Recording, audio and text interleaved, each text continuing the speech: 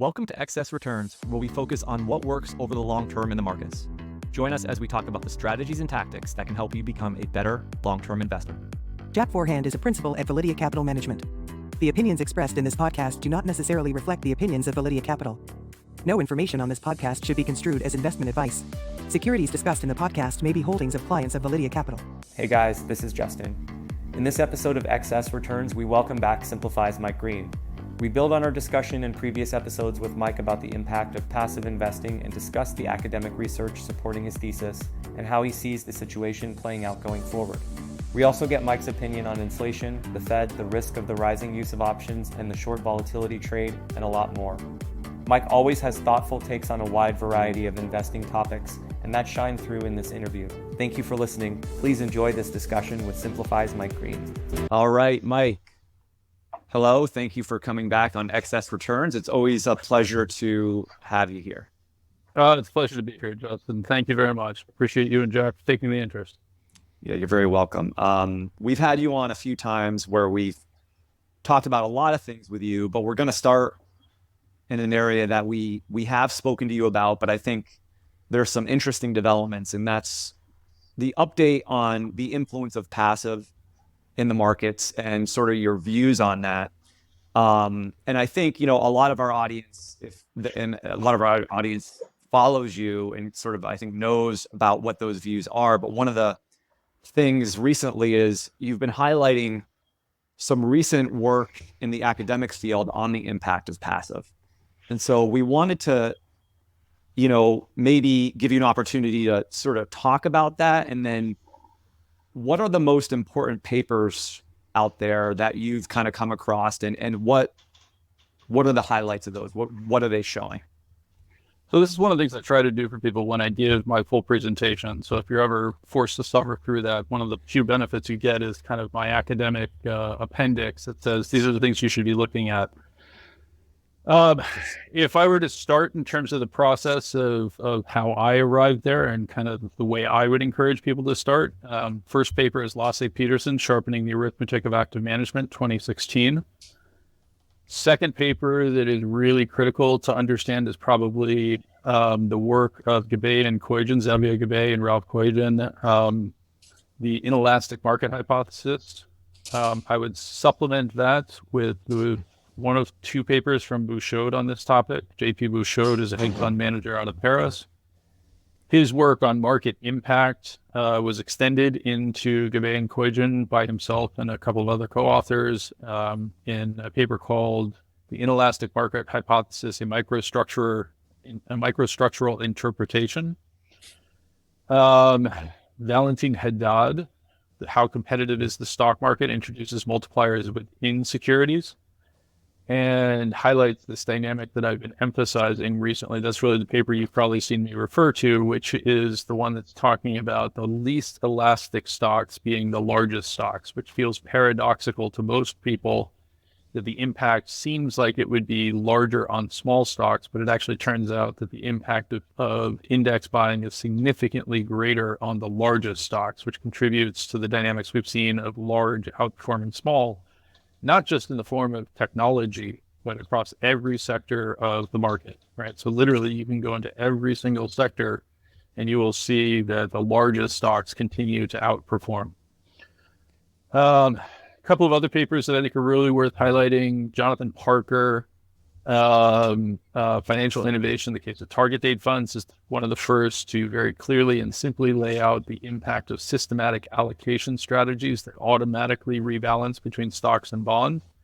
And his rather straightforward and easy work was then extended in a much more complex way by a professor, I think who's now at Washington, Zhu Lu. She worked under Hannah Lustig at Stanford, and her work on the portfolio rebalance channel is the exact same thing, just highlighting it in a slightly different way in a much more mathematical construct.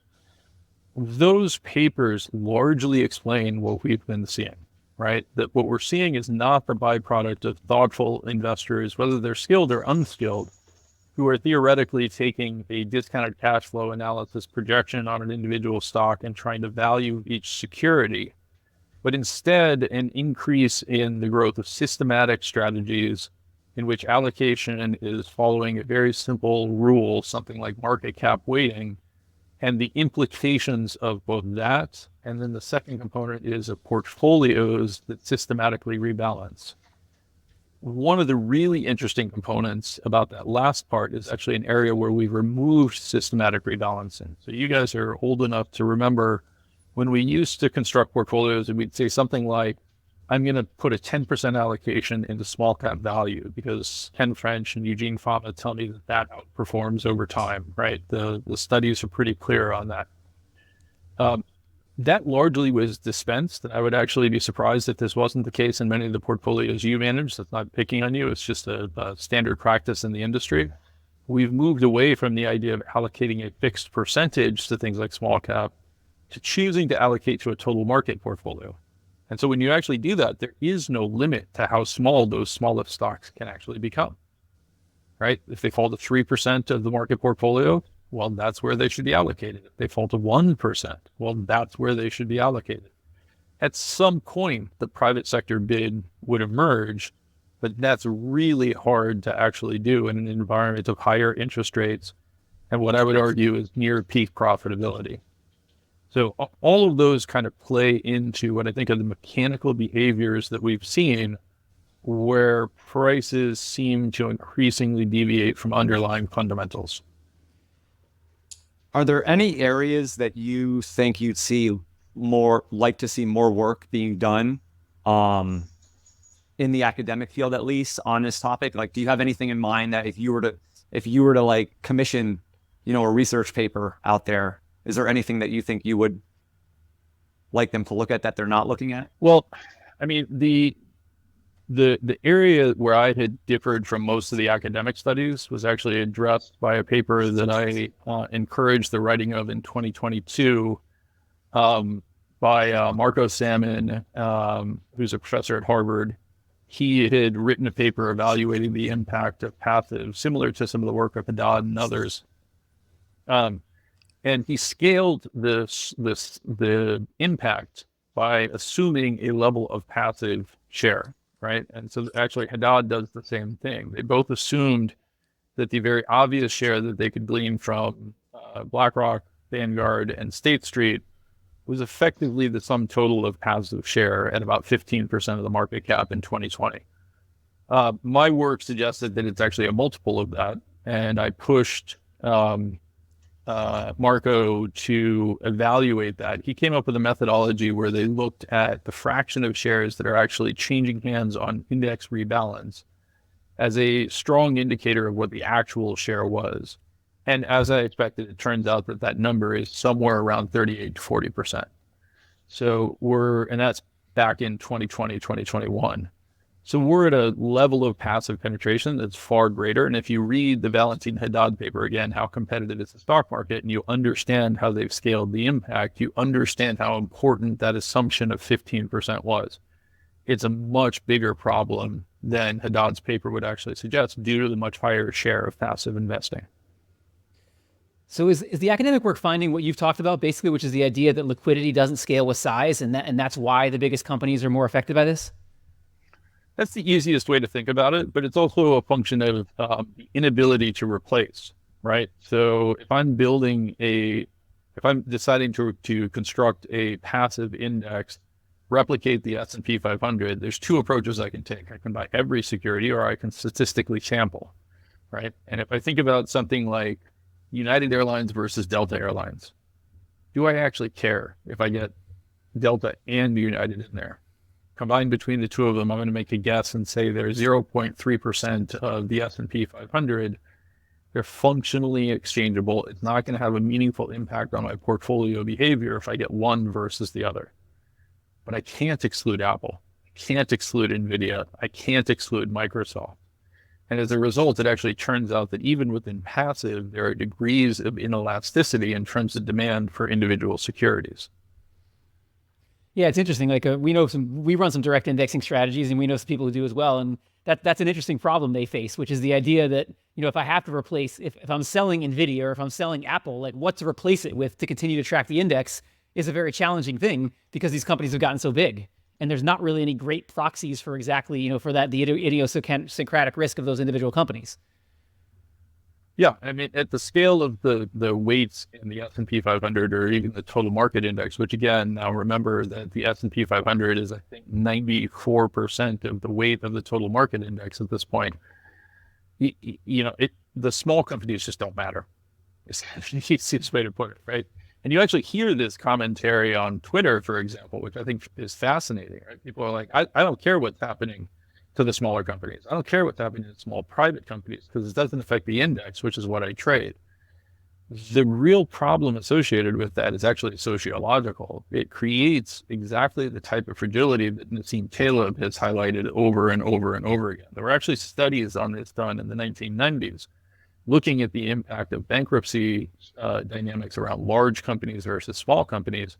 It's easiest to think about a factory town, right? If you work in a local furniture mill in North Carolina, and the sole provider of employment in the town shuts down, the town's dead, right? But if the local grocery store shuts down, somebody else is going to open up another grocery store.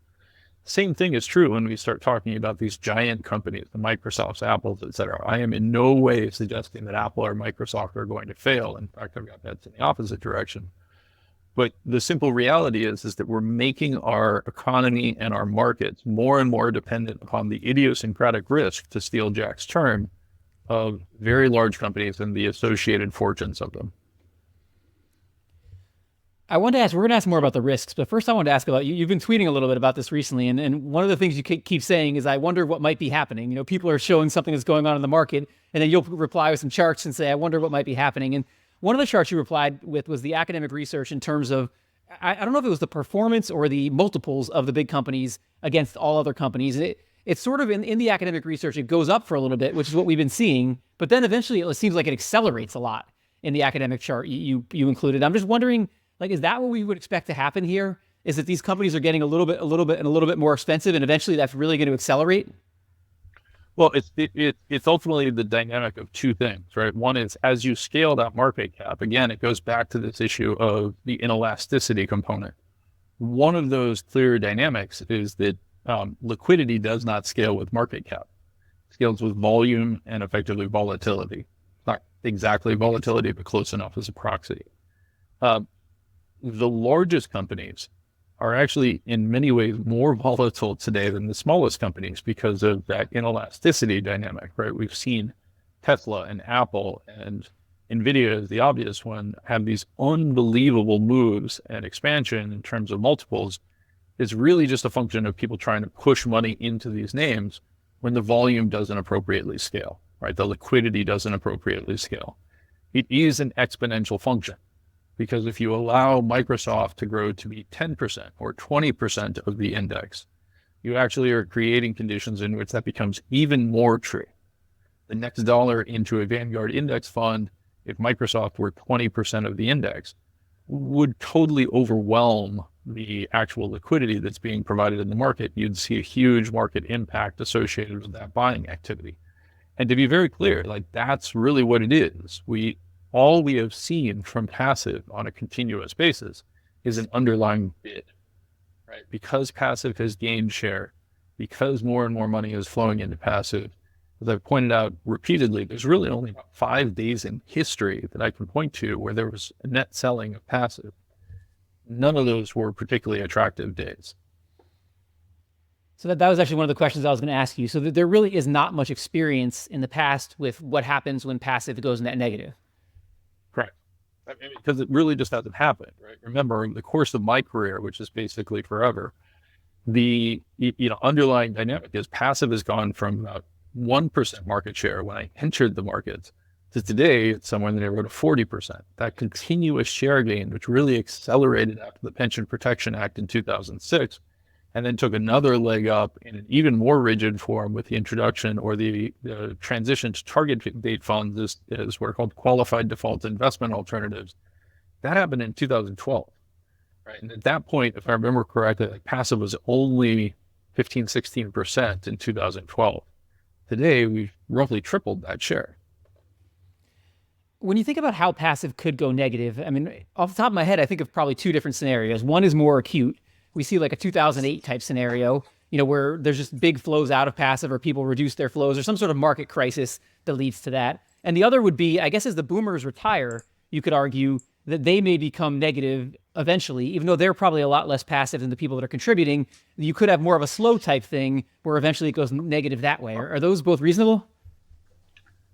So I think there's a couple of components, right? So people have probably heard me use the expression, contributions are a function of income and withdrawals are a function of asset levels. And just very quickly, like imagine a 401k or a pension plan that has a requirement to spend about 4% of the assets. And as you guys are financial planners, you know the underlying dynamic of an IRA or a 401k requires you to take larger and larger distributions as you age, right? As a fraction of the underlying.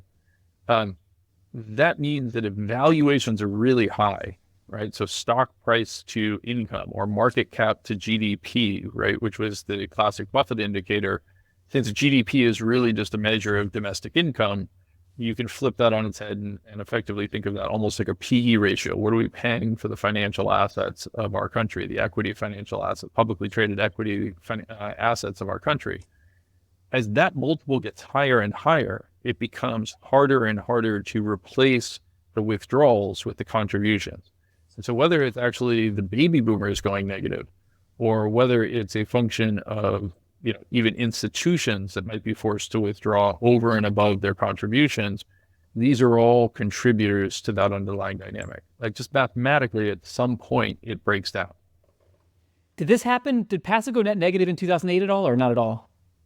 So actually, it's one of the fascinating things. There was some net negative components, particularly around the futures markets in 2008, around Lehman. But actually, if you look at 2008, in every single month, Vanguard had positive inflows. So maybe I was wrong about that. I mean, maybe a crisis is not enough, to turn, at least right where we are right now, to turn the flows negative. We actually know that a crisis is not enough, right? Because COVID, for example, Vanguard, very politely announced that less than 1% of their clients even attempted to change their allocations to sell, right? And that's self-congratulatory. My reaction to that is, oh my God, what if it had been 2? Because we actually did see net passive redemption over some of that time period. Some part of that was a function of reallocation to more aggressive passive-like strategies, i.e. The NASDAQ 100, et cetera. But this is exactly the model that you would expect. When passive tries to sell, markets correct sharply. So when you think about the probabilities and the way this might play out in the future as passive continues to grow, like how do you think about the different possibilities there and what's most likely? Well, what feels to me to be the most likely output is that you'll ultimately have a combination of those two components, right? So it'll have waterfall type characteristics where it starts to roll over and then the discretionary joins in as well, right? There's nothing that causes anyone to buy. You've effectively created a situation in which the short interest in the market is hit the lowest levels in history. That means there's very few forced buyers. There's a very high probability that in that type of condition, you would actually not so much see forced selling as much as you would see people moving very rapidly to change their portfolio allocation to something that is far more suitable for somebody at sort of late stages in life. We've seen a higher and higher fraction of assets allocated to equities. Part of that has been a function of portfolio design and people reacting to the realized profitability, the realized performance of these assets. But as that starts to change, as you start to see the volatility increase, which it absolutely will as passive continues to gain share, you ultimately are setting yourself up for a situation that can't be avoided. Now, the timing of it, there's a number of things that can influence that, right? If it's tied to job loss and aggressive job loss, like we saw in 2020, or if it's tied to a credit event like Lehman Brothers, in which suddenly a significant fraction of cash becomes non-cash in its underlying characteristic. Your claims on Lehman Brothers as a hedge fund, for example, converted from an actual pool of cash that you could spend to buy additional shares to an unspecified claim, literally a general claim on the equity of Lehman Brothers at that point, right? You became an unsecured creditor of Lehman Brothers with uncertainty as to where you would actually generate, whether you were going to get that cash back or not. So that type of dynamic can create forced selling or cause people to react in an adverse way. Again, I think the most likely outcome is simply that we tip negative because of the withdrawal versus contribution dynamics. And that then suddenly starts to change all the narrative, right? In the same way that the market is levitating upwards around these dynamics, it could very quickly reverse and start basically moving in a manner downward that makes no sense whatsoever in terms of the underlying fundamentals. They always talk about the stairs up and the elevator down, and it sounds like that's what you're talking about here. But I'm wondering, is there any possibility of the stairs down here, like just the reverse of what we've been seeing? Like if this boomer thing plays out slowly over time, that these big companies would just kind of slowly work their way back down? Is there any reasonable case that would happen? So I think you're actually seeing elements of that within the smaller cap stocks, right? So if I look at the large cap stocks, there's a second feature that is playing in, which is that despite record valuations, companies are aggressively repurchasing shares under the very simple argument that, it's better for them to return cash on a tax basis through share repurchases than it is through dividends. And that's certainly true, but it also means that they're buying back their own stock at extraordinarily high valuations. At the same time, by the way, that the insiders, the company employees, are selling their shares aggressively, right? So this is kind of nonsense if you really think about it. So in terms of the conclusion from this, and it sounds like the timing part of this is very, very difficult, right? It's hard to figure out when this might happen, even within a period of years, right? It's just very difficult to think about how this might play out. Is that right? Well, I think it's less difficult than people think, right? So one of the other charts that I've sent around is we're now actually starting to see things like the Vanguard Total Market Index flows turn negative, right? That's a big change. Now, I think what's actually happened is that allocations have shifted towards more growth-oriented components. We've seen a significant influx of capital into areas, obviously, like technology and AI. But that, in turn, is actually setting up conditions that are not dissimilar to what transpired from 1998 until 2000, when the market similarly narrowed as people said, aha, I get the joke, right? 1998, I put this tweet out earlier, I think it was earlier today. Coca-Cola was trading at 60 times earnings. Johnson & Johnson was trading, I think, at 42, 43 times earnings. And people, operated in the framework of, stock should be significantly higher, right? This is the era of Dow 36,000 by Kevin Hassett, and I can't remember who the other author was. From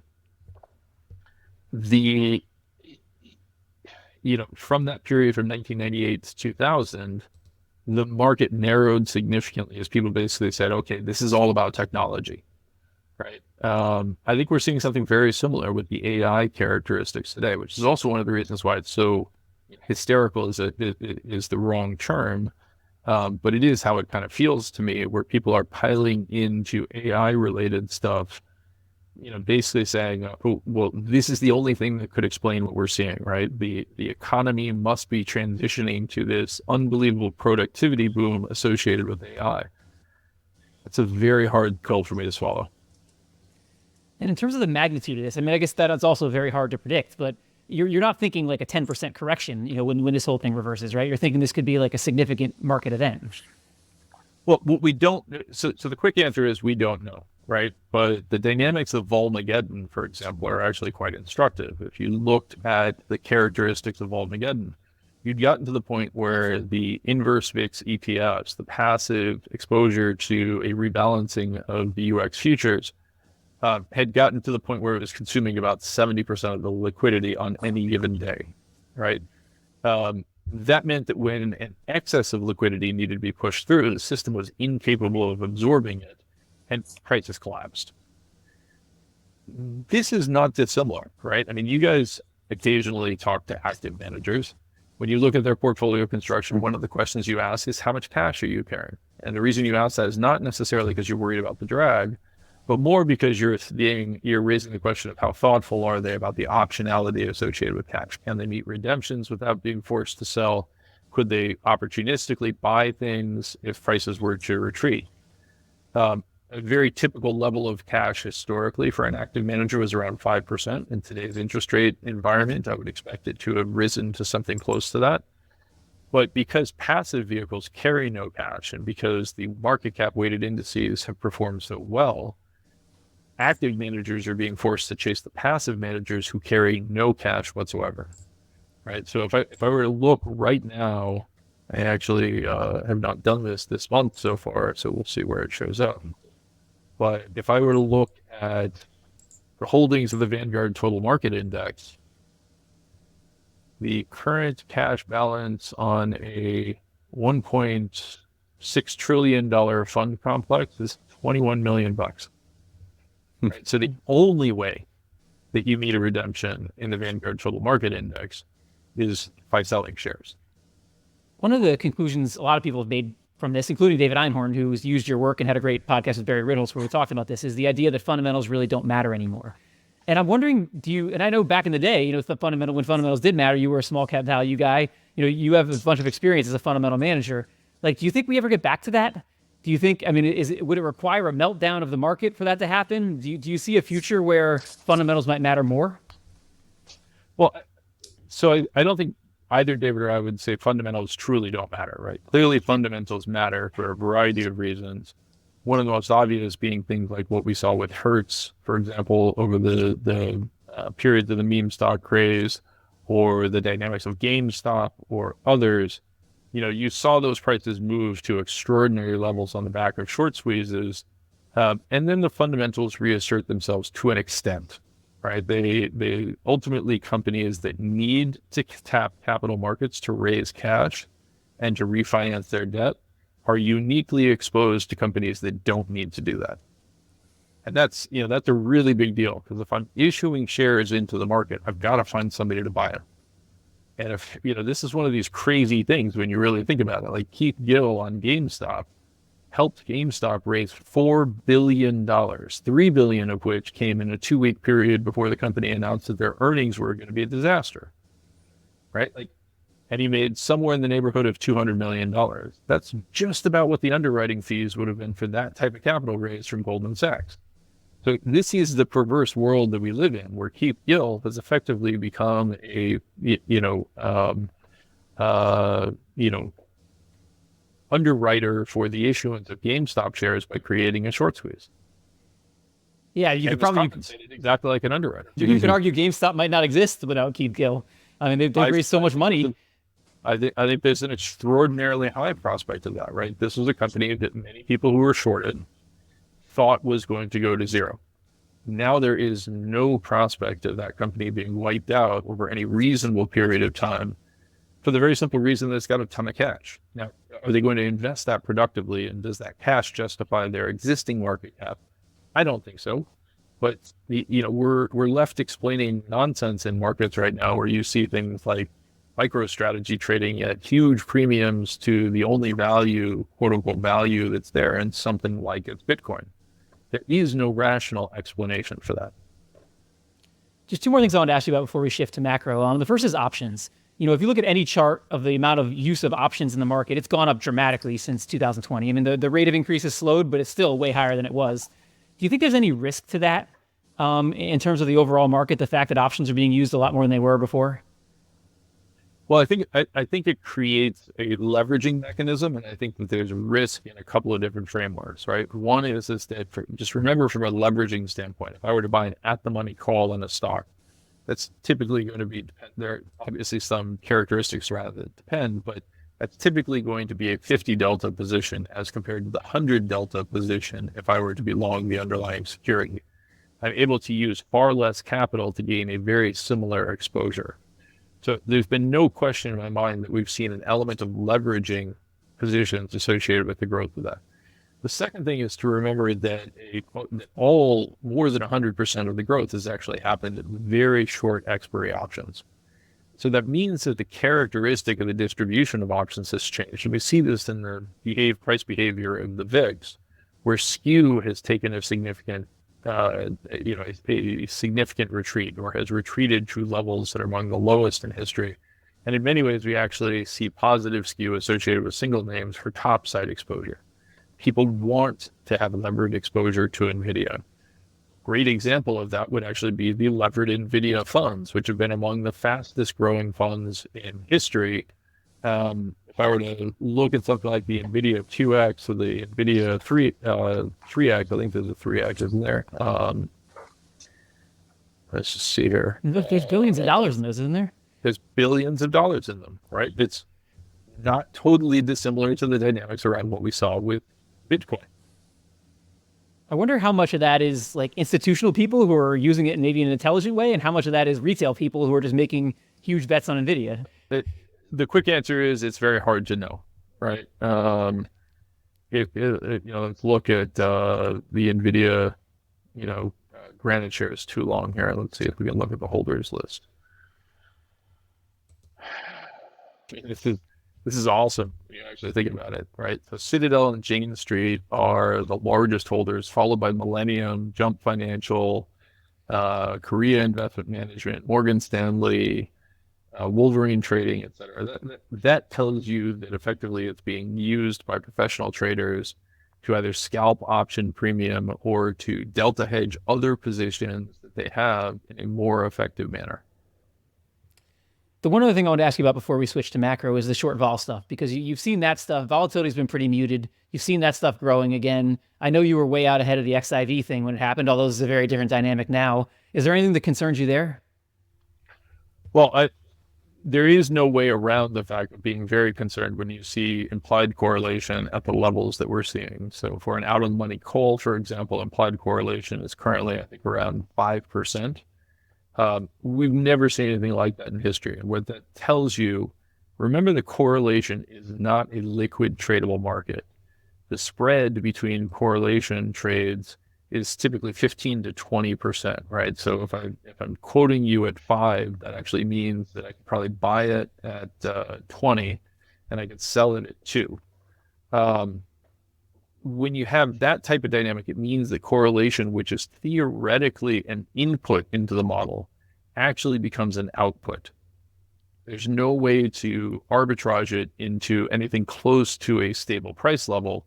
And so what we're seeing is simply the mechanical dynamic associated with a significant quantity of particularly call selling on the S&P 500 against a significant amount of buying of calls on single names like NVIDIA. So that just mathematically tells you that correlation has to be lower. The other reason why that's so interesting is that you would think with the increase in weights associated with individual companies that you would see a rise in correlation. But paradoxically, again, this feeds back into a much lower implied correlation than you would expect, because the way that correlation is actually calculated squares the weights. And so the square of a 5% weight is 25. The square of a 0.5% weight is 2.5. That means that there's just a much bigger impact as companies get larger and larger. If their volatility persists because of the demand for single name options, you're going to see the implied correlation for the index fall to extraordinarily low levels. What that means is that many types of hedging are actually quite cheap. It also tells you, though, that the market is not actually telling you information. This is simply the output of a portion of the market in which there's really not an arbitrageable trade. People are trying to chase after this with dispersion trades, but remember that dispersion is all about realized volatility as compared to implied volatility. That certainly helps set the price level when you talk about implied volatility, but it doesn't. Again, it's just not an input into the system, right? Nobody is actually doing the calculus to say, well, here's what I think the fundamental correlation between Apple and NVIDIA is, and therefore I'm going to make this bet. Yeah, to your point on correlations, I mean, it has been, for people who are just looking at the index, they're seeing a pretty, quiet market. People who are looking behind the scenes are seeing a lot more going on in terms of the relative 100%. Performance of all the components. Yeah, I think that's right. And that's one of the reasons why you're actually seeing me put those charts out there saying, those tweets out there saying, whatever could it be, right? Because we're just seeing more and more people who are increasingly aware that something is different. Something is happening. Now, it's really easy to turn around and say, well, it's the Fed's fault, or to turn around and say it's just rank speculation by millennials who are no longer chasing after Bitcoin. And by the way, I don't want to get involved in a Bitcoin conversation. But when you have that type of argument, it's not actually what's happening. It's an explanation for the phenomenon that we're seeing. And it's one of the real challenges that we're encountering, because the information content that is actually being sent to policymakers is everything's great.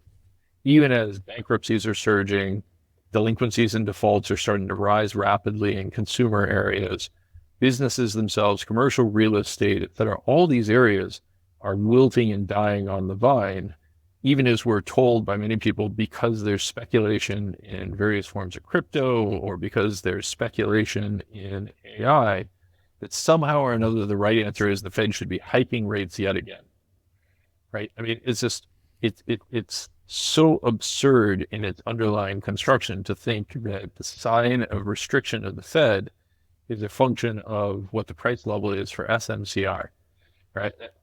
It has no relationship. Zero relationship, in fact. And in many ways, I would actually argue, and this is part of the discussion I've also been having with guys like Warren Mosler around things like MMT, the simple reality is the Fed has set interest rates at a level that reward 20% of the population and meaningfully penalize 40% of the population. And the remaining 40% is kind of sitting there going, I'm not sure which one's telling me the truth. You alluded to a bunch of macro stuff, so I want to move to that as we move to the second half of the interview here. We finally had a weak inflation print. It seems like inflation, is coming down a little bit. It still seems to be above the Fed target. I just wanted to get your overall take on what you're thinking about inflation right now. Well, so my view on inflation, unfortunately, hasn't changed, which is that the underlying feature of our economy, and this is true both for the U.S. economy and broadly speaking for the global economy, is that what we're focused on is this idea that somehow or another there's inflation regimes, and therefore we're destined to go back to the 1970s, for example. There certainly are elements of that, right? We have periods of surplus supply and periods of surplus demand, but those periods of surplus demand tend to almost exclusively be tied to one of two things: an incredible increase in demand from the public sector for scarce and finite private sector resources, not in the form of taxation, but in the form of, we need your services for the war, do it for your country. That can cause significant inflation in the private sector, because you're effectively creating, this is Warren Mosler's work, you're creating a price taker or a price maker in the form of the government saying, I will bid whatever is necessary to obtain the soldiers. On the flip side of that, there's actually a fascinating piece that just came out, fascinating in part because it largely confirms the work that I've done, from the Dallas Fed addressing this issue of the increase in immigration. And what they correctly point out is that many people say, well, the reason that we've had a weakening labor market, the reason that we've had deflationary pulses is because of the increase in immigration. And what I've pointed out to people over and over and over again is that population growth is really the primary driver of demand. And the truly unique experience that we went through in the 1960s and 1970s was totally unprecedented population growth across the world in the form of the Green Revolution, which supported it in emerging markets, and in the US in the combination of baby boomers and actually the Civil Rights Acts that made it much easier for women and minorities to participate in the formal economy and obtain access to money that they needed for significant resources. The other thing that happened over that time period, and this is something I need to write about, but unfortunately I have not written about in detail yet, was a dramatic expansion in employment by the public sector, and that public sector was compensated for that inflation. Right. And so effectively at every step in the process, from give or take 1950 until roughly 1980, when Reagan's reforms started to shrink the absolute size of the government, you saw this dramatic expansion in public employment relative to private employment. That's a real source of crowding out. The idea that deficits are somehow crowding out investment in the private sector, I don't have a lot of sympathy for that view. What I 100% have sympathy for is the fact that the government can create a competing demand for those same resources in the form of employees, in the form of soldiers, etc. And that part we really haven't seen yet. You mentioned weakness in the labor market. You mentioned commercial real estate. Are you starting to see signs now of weakness that would have you worried in terms of like the potential for recession going forward? Well, to be clear, I actually think we're already in a recession. So I actually have a very different view on that. That doesn't mean I'm right. I want to be very, very clear, but it is really important that people understand that the behavior that they're seeing in the headline stock indices, a lot of people will criticize the perspective that it's increasingly narrow under the aegis that, these are the companies that matter for the future sort of thing. It certainly could be true, but I guarantee you that, there's still going to be an important role for companies like UPS or for many of the participants in the Russell 2000 that actually comprise the industrial capability of this country, or many privately traded companies, right? Privately held companies that fill a similar role. Like the idea that they're not relevant to the economy is truly absurd. About 30% of U.S. employment is now tied in one way, shape, or form to a levered company, and all of those have seen a radical restructuring of their cost of capital. To think that's not going to have an impact just seems, I mean, it is theoretically possible, but it is not backed by the empirical experience. So you'll hear a lot of people running around talking about, oh, the deficit is so high, it means we can't possibly have a recession. Well, then explain what's going on in terms of the earnings trends for the Russell 2000 or the market capitalization trends of the Russell 2000. If you accept my theories around passive, which is, I have to argue, unfortunately, increasingly hard for somebody to push back that hard on, then you have to be able to explain why we're not seeing a broad-based expansion if it's really a function of U.S. deficits driving these underlying dynamics. Yeah, so this is something that's interesting, and you've talked about this a lot, this idea of, whether it's inflation, whether it's economic growth, recession, like, it's so important to think about in the eyes of each person, it's so different. Like what someone's experience on one end of the economic spectrum right now is completely different than somebody's on the other end of the economic spectrum. And I think all of us, when we look at all this aggregate data, have to keep that in mind. There's really different things going on underneath the hood.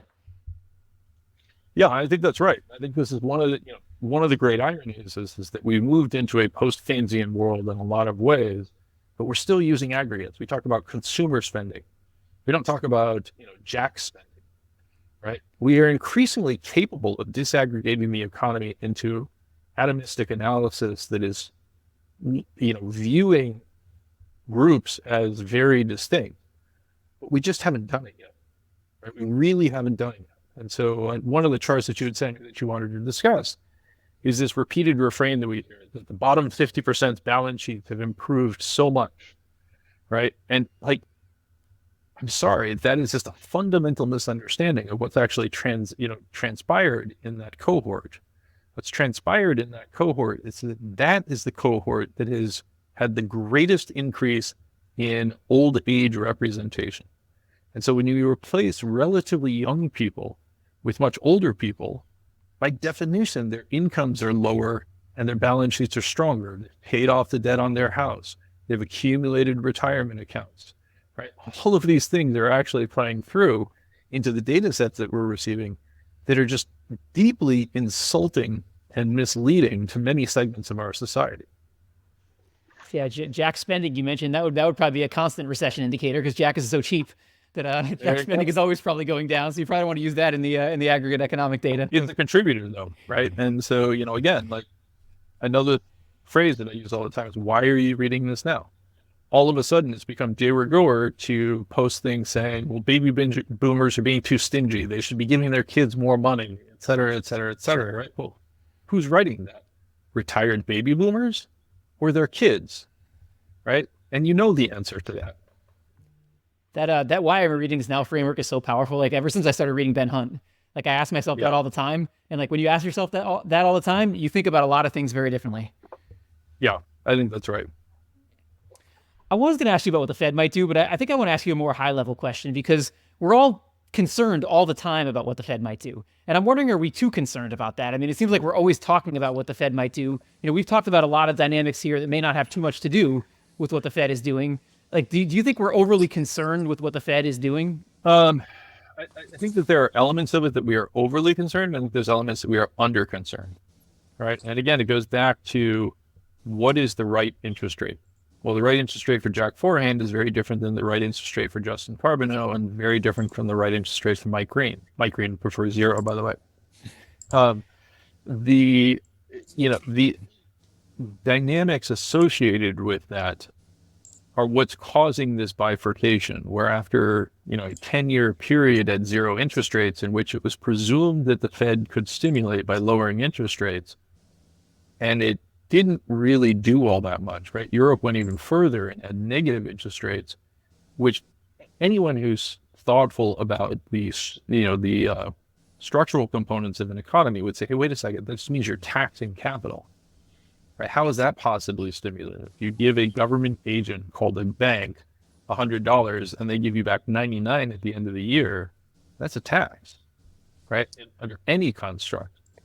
So to think that that would be stimulative in any effect other than causing people to try to get out of cash, which is a very short-term phenomenon, is, in my opinion, somewhat absurd.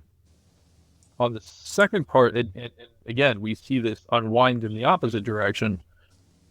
Today with much higher interest rates, where suddenly the capital owners, those who are being taxed with negative rates, are suddenly being rewarded for having simply sat around, right? That sounds overly pejorative. I'm not actually saying that capitalists and the capital owners contribute nothing to the equation. But you have to admit that it's pure luck that you happen to go from 0% to 5% on your cash assets. Had nothing to do with your individual skill or performance.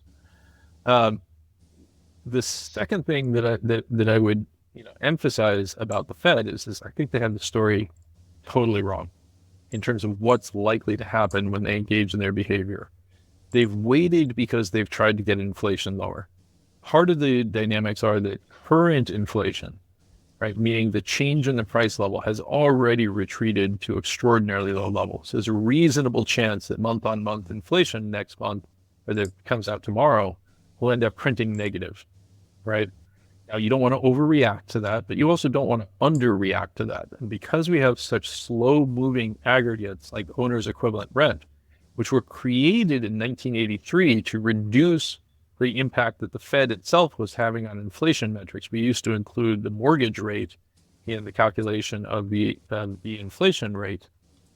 Because we shifted away from that, we're now watching an incredibly slow-moving train in which rents are falling in many, many regions of the country, and we're being told that rates are highly stimulative. Home building, new housing permits, new home construction, et cetera, are all turning over and beginning to fall. With that will come job loss and everything else associated with it. And meanwhile, we're being told that this is an inflationary environment. It's not an inflationary environment. Mike, what are your thoughts on how you think the election might impact the markets? I'm guessing you're not building investment strategies focused on that, but I'm curious as to what you think, how the markets might react, how things may play out. Well, the only thing I can point to is behavior in the past couple of elections. And again, I would emphasize that the key likely holds in the active manager reallocation.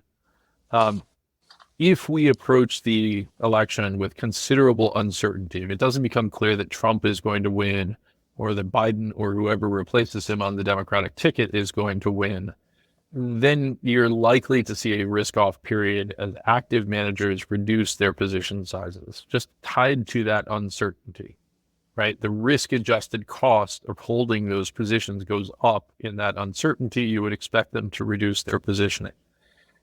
Particularly with passive flows having slowed, you would expect that to lead to a period of underperformance ahead of the election, that people will create any narrative that makes sense to them, right? Oh, Trump's going to win and he's going to become an authoritarian, or Biden's going to win and we're all going to be forced, to focus on caring for the elderly.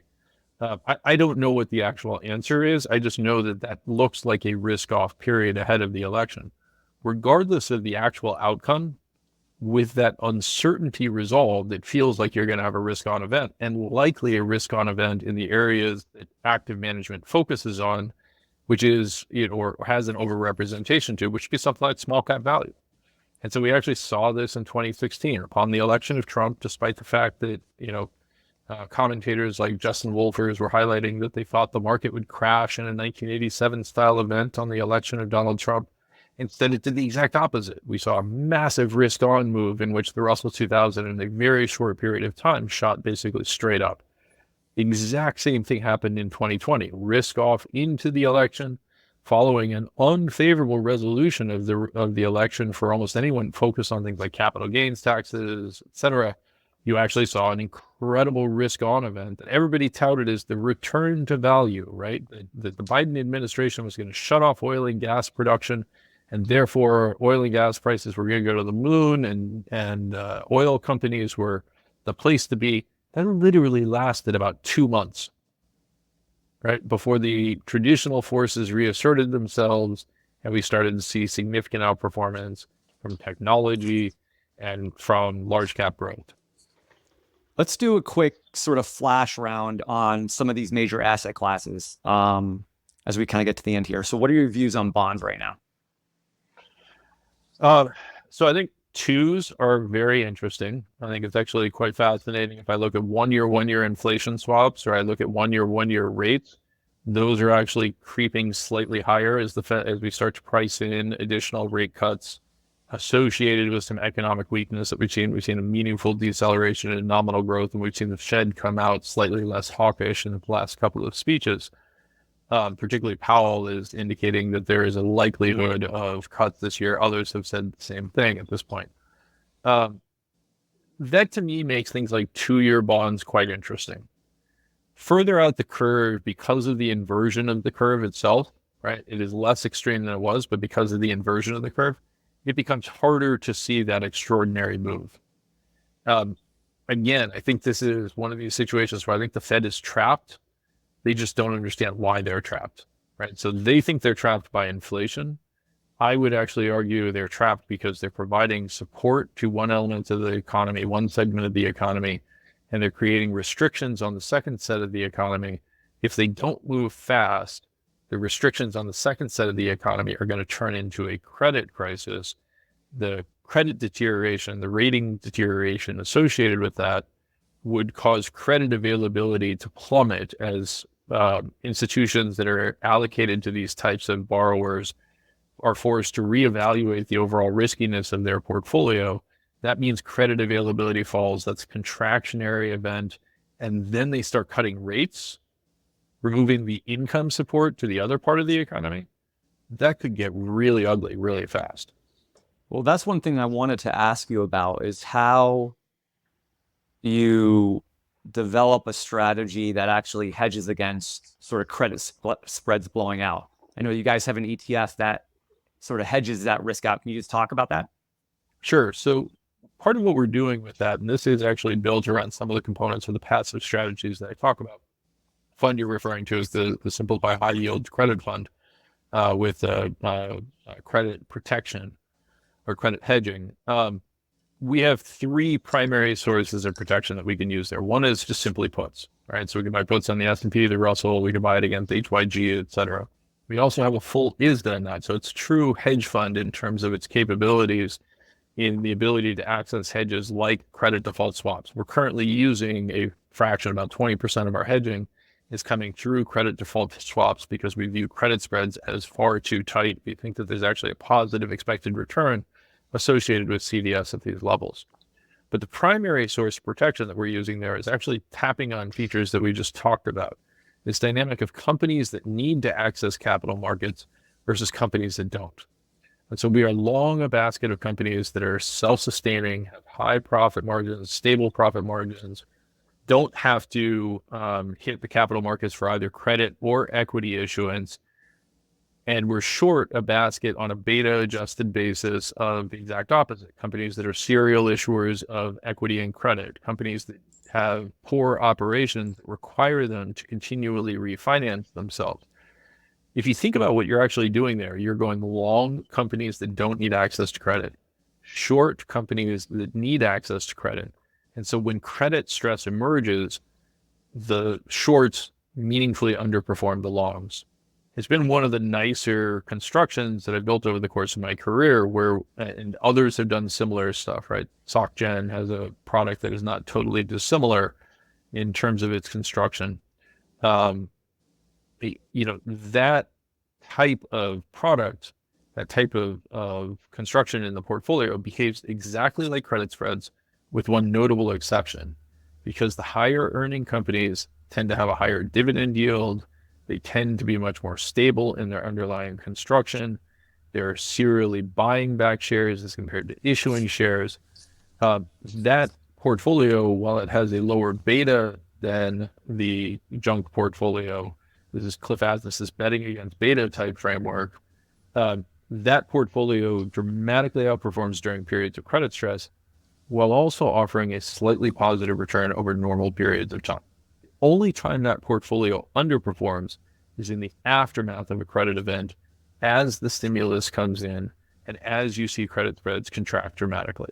And so we have rules around how to construct that portfolio, reduce those hedge exposures in the event that credit spreads have widened out dramatically and then begin to contract.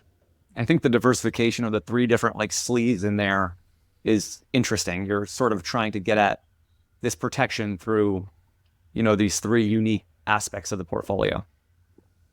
Yeah, I think that's right. I mean, it's also just a recognition that there can be relative value trades within those, right? So one of my concerns is candidly the quality factor that high quality company can be overrepresented by things that are leading the current rally in equity markets. Now, we've built the product so that it's not actually buying Apple or buying NVIDIA and attempting to outperform. We're using a purely quantitative metric. The portfolios are equally weighted, so you're not seeing that dynamic of a single stock performing extraordinarily well and pulling.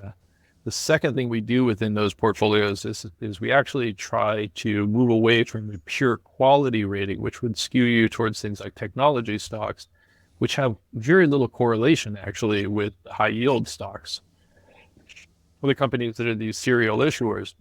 And so we actually try to balance the portfolio construction so we're matching sector exposure and industry exposure as much as we possibly can. It can't be perfectly replicated, but it's pretty darn close. And so we're really at every step in the process trying to be thoughtful about that index construction. We also have to recognize, though, that there's basis risk in everything other than CDS, right? So I can buy puts on the S&P, I can buy puts on the Russell. I would expect those to perform well in the event of a credit risk, particularly from this pricing, but I can't be 100% certain. Likewise, I would expect my quality portfolio, which it is doing today, for example, to outperform, but sometimes it gets, it can pick up exposures in other ways. And so diversifying across that, using things like CDS when they get cheap enough, they're within kind of that 20th percentile of cheapness, that actually creates a diversified source of hedges. We actually have all three types in the portfolio. Currently, we've got S&P puts, we've got CDS on high yield index, and we have the quality junk over there. Mike, thank you very much for coming on what we know is a busy and hectic day for you. We always appreciate your time. Please come back again. Thank you. I appreciate it. Thanks for having me, guys. Thanks, Mike. This is Justin again. Thanks so much for tuning into this episode of Excess Returns. You can follow Jack on Twitter at @PracticalQuant and follow me on Twitter at JJCarbonell. If you found this discussion interesting and valuable, please subscribe in either iTunes or on YouTube, or leave a review or a comment. We appreciate it.